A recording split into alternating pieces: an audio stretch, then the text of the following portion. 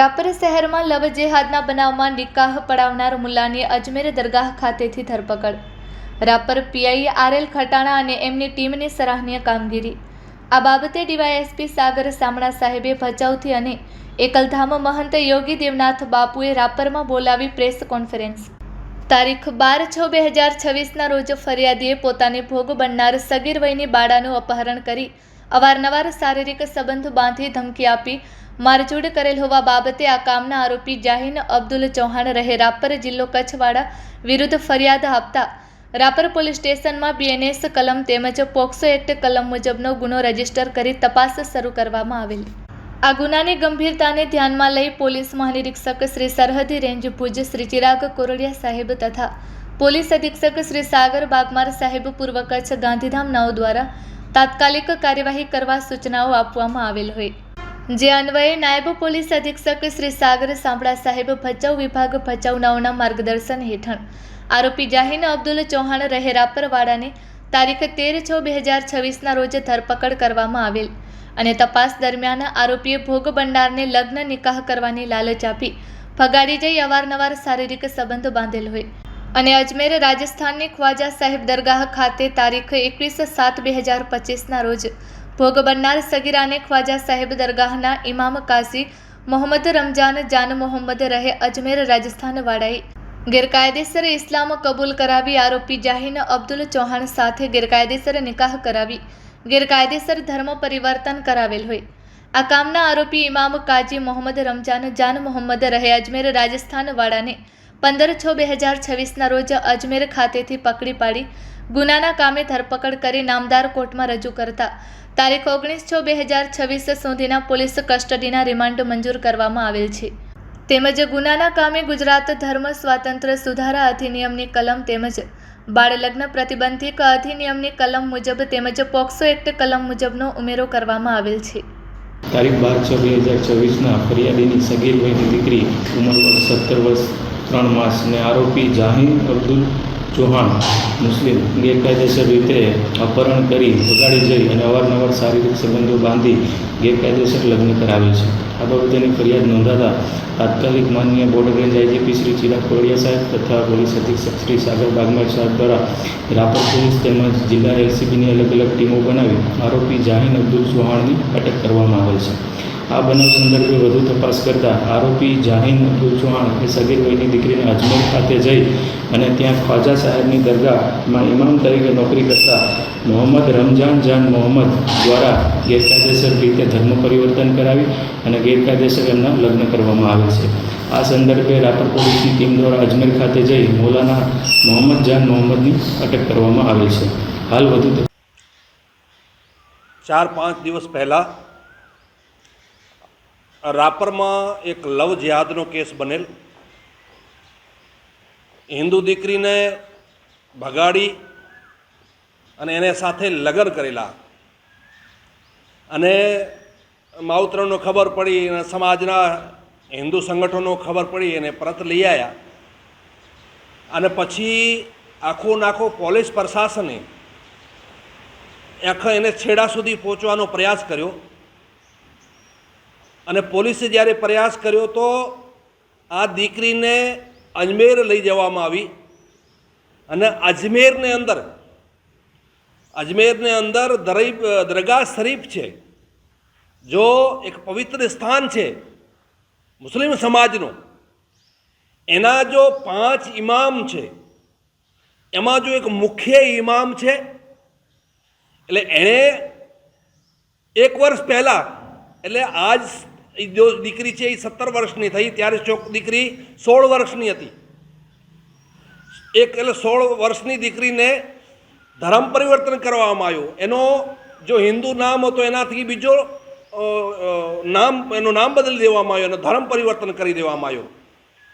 તો રાપર પોલીસે ત્યાં પહોંચી અને એને જો ઇમામ છે એના છેડા સુધી પહોંચીને જો ઇમામ છે એને ઉપાડીને એને કચ્છમાં લઈ આવ્યા છે. ચલો એ તો સારી છે. અને એના જો ત્યાં ચોપડાઓ છે એને ચોપડામાં પોલીસને ઘણો બધો મળ્યો છે કે ઘણા બધા દીકરીઓને ત્યાં લઈ જવામાં આવે છે અને એના ધર્મ પરિવર્તન કરી દેવામાં આવે છે અને દીકરીઓને લવ જિહાદના રસ્તા ઉપર દોરી દે છે. હું સાથે અહીંયાથી હું ગુજરાત સરકારને પણ કહું છું કે આપણે આ મોટી તપાસ કરવી જરૂરી છે અને એને પાછળ ઘણો બધો નીકળે એમ છે. સાથે સાથે કેન્દ્રનો જો લઘુમતી મંત્રાલય છે એ પણ એને સાથે જોડાયેલો છે. દરગાહ શરીફ સાથે મંત્રાલય પણ જોડાયેલો છે. તો મંત્રાલયને પણ તપાસ કરવી જરૂરી છે.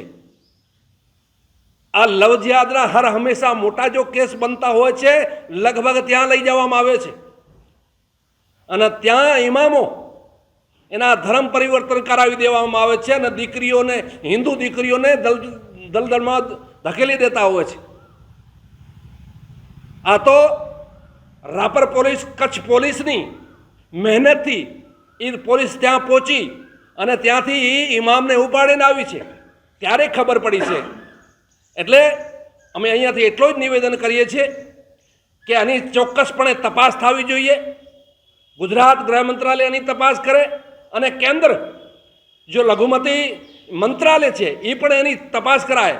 ઘણો બધો ત્યાં નીકળવાનો છે અને આ જેટલા પણ લવ જિહાદના અડ્ડા ખોલીને બેઠા છે તો અડ્ડા બંધ થઈ જશે. અરે હું કહું છું જો 5 ઇમામ છે અને 5 ઇમામમાં એક ઇમામને જો પકડી લઈ આવ્યા છે એ તો બધા સાથે મળેલા છે. એ કોઈ કાલે ચાલુ કર્યો નથી. 1 વર્ષ પૂર્વે અહીંયાથી છોકરીને લઈ ગયા છે, ત્યાં એના નિકાહ પણાવ્યો છે, એને ધર્મ પરિવર્તન કર્યો છે, એનો નામ બીજો મૂક્યો છે. 1 વર્ષ તો એ થઈ ગયો છે. એટલે ઘણા વર્ષોથી આ બધો ચાલતો હશે ત્યાં. એટલે આવી ધાર્મિક જગ્યામાં જો બેસી અને ત્યાં લાખો હિન્દુઓ પણ ત્યાં દર્શન કરવા જાય છે. લાખો હિન્દુઓ ત્યાં દરગાહમાં દર્શન કરવા જાય છે. જ્યારે મને લાગે કે એજન્સીઓ ત્યાં ઠેઠ સુધી પહોંચે ને ઘણો બધો મોટો પડદો પાસ થવાનો છે, એને પાછળ ઘણો બધો નીકળવાનો છે. તો અમારો એ જ નિવેદન છે કે ઠેઠ પહોંચી અને ચોક્કસપણે એની તપાસ થવી જોઈએ. ચોક્કસપણે ઘણા બધા વધી રહ્યા છે. આપ જુઓ છો કે આ રાપરની અંદર આ બીજા ત્રીજા દિવસે આ 2-3 લવ જિહાદના કિસ્સા સામે આવી ગયા. રાપરની વાત છે.